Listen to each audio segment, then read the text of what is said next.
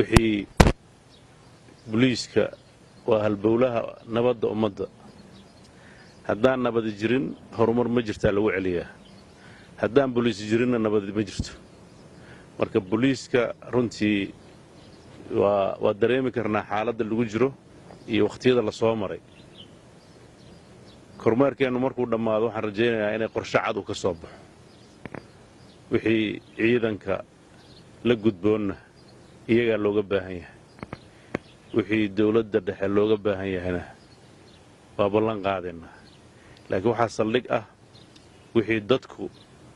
ay inagu og yihiin oo ah inaad nabadgelyadoodii amnigooda ka shaqaysaan inay noqoto wax la taaban karo maalin dhawaad waxaan lagu xantay markaan soo galaynay dadka magaalada waxay dhaheen askari labisan maan arki jirnay maanta xagee ka soo baxeen marka maalintii qof imaanaya inaad soo labisataan oo maalmaha kalena makhaayadaha dadka ku xiriirisaan oo kuwa meelaha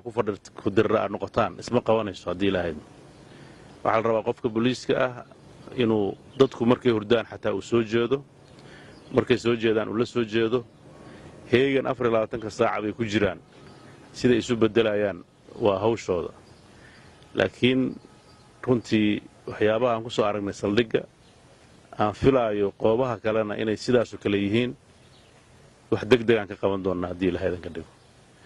agabkii lagu shaqayn lahaa iyo duruuftii lagu shaqayn lahaa tabarteennu inta ay tahay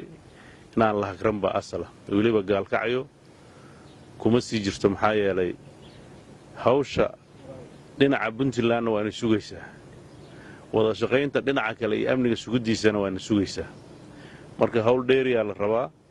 waxaan rajaynayaa in ciidamadu ay u diyaargaroobaan sidii ay hawshaas u gudan lahaayeen inta gudanaysa iyo intaan gudanayna inay isku khaldamin baa la rabaa wax dambe isku humbaanlaanaya ma jiraan haddii ilaahay ka dhigo inta daacadda oo shaqaynaysana dalkooda u shaqaynayaan inta kaleetana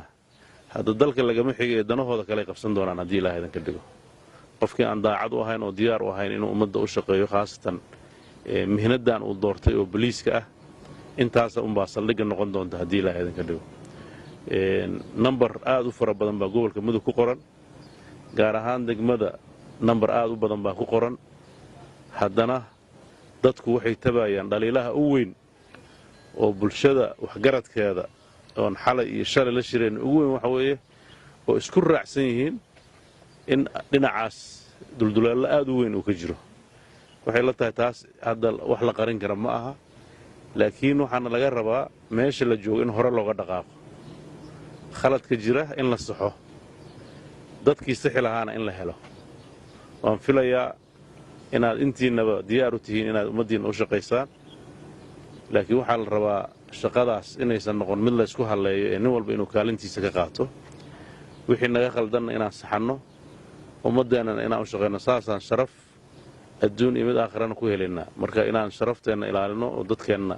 nabaddiisa ka shaqaynaa asala aad baad mahadsantihiin waan isu soo noqonaynaa mas-uuliyiintiina waa iswaraysan doonnaa haddii ilaahaynu isbeddel muuqdana in la dareemaan rajaynaynaa idinkuna inaa u diyaar garoodaan baan idin faraynaa haddii ilaahaynu waa mahadsantihiin